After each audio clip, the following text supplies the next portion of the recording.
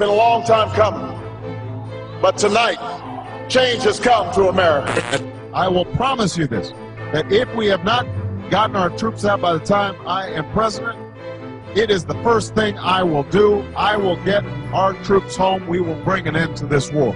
You can take that to the bank. That's why I have a plan that will bring our combat troops home by March of 2008. That's why I put forward a bill that would begin a phased redeployment and have all our troops out by March 31st of next year. Close down Guantanamo, restore habeas corpus. I intend to close Guantanamo, and I will follow through on that. No more illegal wiretapping of American citizens. No more national security letters to spy on citizens who are not suspected of a crime. No more ignoring the law when it is inconvenient.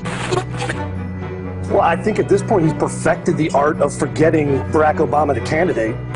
The Secretary of Defense, Robert Gates, said again yesterday that the U.S. would be willing to extend the U.S. military presence in the country. It's a plan Obama has already approved. Several tens of thousands of U.S. troops indefinitely staying in Iraq, not withdrawal in Iraq, potentially doubling forces in Afghanistan. Well, it is now November of 2011. Guantanamo Bay continues to be open for business. President Obama today proposed something new. Something called prolonged detention, indefinite detention without trial. That's what this is. That's what President Obama proposed today. U.S. President Barack Obama has signed the defense bill. So the last thing the president did in 2011 was sign a bill that pretty much does away with due process. That would authorize him to use the military to arrest people in the United States, to keep them from a lawyer, to keep them from a judge, to keep them from a jury, to lock them up for as long as he wants. And he's even authorized the killing of a U.S. citizen. Tim Geithner has been picked as the next Treasury Secretary. Geithner's expected nomination was greeted with praise across Wall Street. Timothy Geithner appointed Mark Patterson, former top lobbyist for Goldman Sachs, as his chief of staff. Goldman Sachs was the largest domestic recipient of funds in this AIG counterparty arrangement. Joshua Bolton was actually the London office manager for Goldman Sachs. The chief of staff for Timothy Geithner today is someone from Goldman Sachs. Mr. Cash Carey, who's handling the TARP, he was from Goldman Sachs. I mean,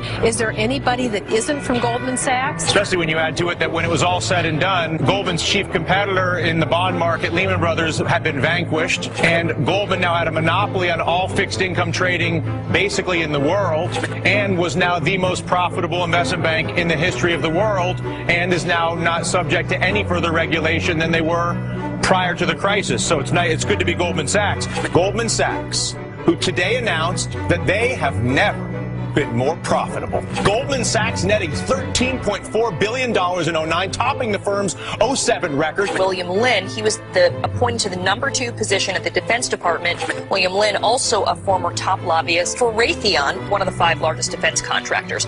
Raytheon announced today that it has signed a $145 million contract. Raytheon has won a $68.6 million contract. Raytheon announced today it has been awarded a $107 million U.S. Air Force contract. Raytheon announced Monday that its subsidiary, Raytheon Technical Services, has won a U.S. Army Forces Command contract. Raytheon Company announced today it has received a $1.7 billion contract. You can take that to the bank. The policies that will get us working again as a nation are policies, I understand, having worked in the private sector. In the first 4 years, this will grow the economy at approximately 4% per year for each of those 4 years. It will add 11.5 million new jobs for Americans. Number 1 on my list, Obamacare. I'll get rid of that on day 1. I will cut, cap, and balance the federal budget. We're going to immediately cut all federal spending by 5%. I will insist on a military so powerful no one would ever think of challenging it. Never seen a guy change his positions on so many things so fast on a dime. I was asked about the Massachusetts plan. Was it something I'd impose on the nation? And the answer is absolutely not. How do you ensure the 45 or 50 million Americans who are not on the books?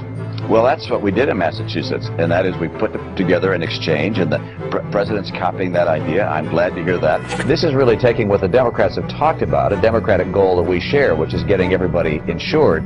Everybody should have insurance. This is something that was crafted for Massachusetts. It would be wrong to adopt this as a nation. Those who follow the path that we pursued will find it's the best path, and we'll end up with a nation that's taken a mandate approach. Number 1 on my list, Obamacare. I'll get rid of that on day 1. I will preserve and protect a woman's right to choose, and am devoted and dedicated to honoring my word in that regard. I was always personally opposed to abortion. I am pro-life? No, TARP was the right thing to do. I think there is need for economic stimulus. I have never supported the President's Recovery Act, all right, the stimulus. No time, nowhere, no how have I supported the President's stimulus. Pro-choice, pro-life, pro-gun control. Then he becomes a lifetime member of the NRA. He was pro-cap and trade. Now he's against cap and trade. He was pro-mandate for the whole country. Then he becomes anti-mandate and takes that page out of his book and republishes the book. And I can go on and on. The number one contributor to Barack Obama's super PAC is Goldman Sachs. The number one contributor to Mitt Romney's super PAC is Goldman Sachs. Mitt Romney stealing all of Barack Obama's big dollar Wall Street donors. A good chunk of his funds came from his buddies on Wall Street, like Goldman Sachs, Morgan Stanley, and Bank of America. Raytheon announced today that it has agreed to sell its commercial laundry equipment business to private investment firm Bain Capital. Massachusetts Governor Mitt Romney announced today that Raytheon has been awarded a $2.2 million contract. Money plays a much more important role in what is done in Washington than we believe. To get that kind of money, you've got to cozy up as an incumbent to all of the special interest groups who can go out and raise money for you from their members. And that kind of relationship has an influence on the way you're going to vote, You can take that to the bank.